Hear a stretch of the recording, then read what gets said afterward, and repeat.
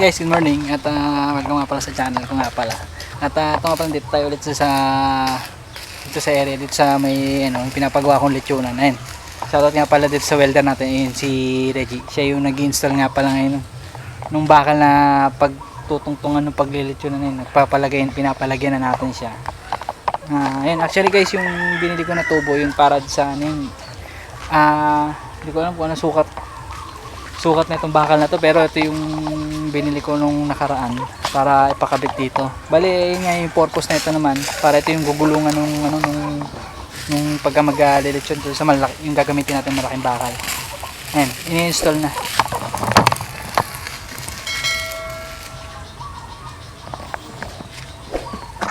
Ayan.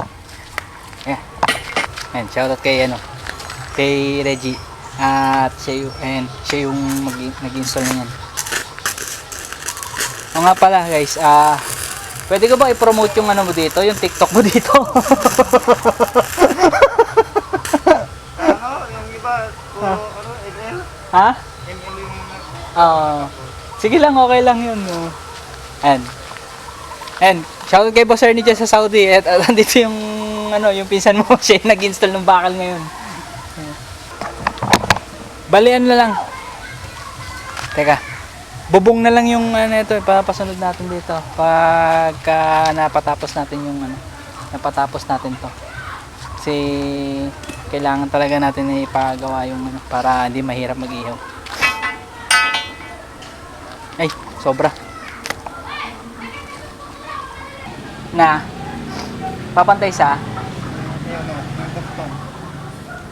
di, i-ano mo na lang muna, i-welding mo na lang muna yan. Tapos teka, sandali. Idudugtong lang yung bakal kasi kinapos na sana, buti na lang may sobra dun sa kabilang bahay. Kaya ipadudugtong ko lang yung kulang kapkupos.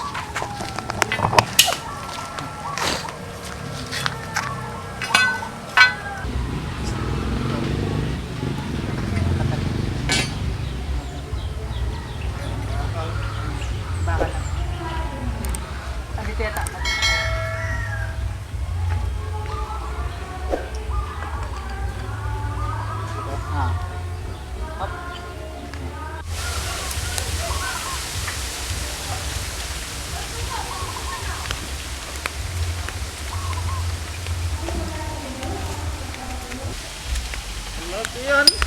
Wala nang ito lang yung pinutol mo eh. Ay, ito pala. Oo nga pala, yung mga maliit pala. Parang hindi na tayo magputol. Ayun. So, nagbabalik tayo ulit dito sa pwesto nga pala guys. Ito nga pala napatapos ko na yung pinakakabit ko kanina. At naglagay tayo ng bakal dito sa mena para yung mismong paggugulungan nung bakal. Ayan. Ayan. Katapat to sa kabila. Ganon din sa ito. Ayan, bali apat guys yung pwedeng may accommodate dito sa na pagka maglilitsyon. Ayan. Medyo magtataas pa tayo ng konti siguro sa sa lupa. Tataas natin, dadagdagan natin ng konti lupa dito sa loob. Kasi para medyo umangat ng konti yung yung para pagka magana ng uling. Kasi medyo mataas, parang mataas tignan eh. Kaya ayan guys. Ayan na yung yung update niya. Yung mula kanina na pinagawa. Yung nung natapos. Actually, nagluluto na naman at may kakatayin na naman. Pero hindi pa palit yun. Kakatayin lang. Pang siguro, ibebenta per kilo. Ayan. Ayan naman siya, stamboy. Ayan. Ayan guys, so yun lang yung update natin as of now para dito sa ihawan natin. At ito papatapos na lang natin sa susunod to. Bubong na lang natin siguro muna dito, tsaka yung upuan dito sa gilid. So yun lang guys, please like, comment, share, and subscribe, and click mo na rin yung notification bell para ma-update. So see you on my next vlog. Bye bye and God bless you.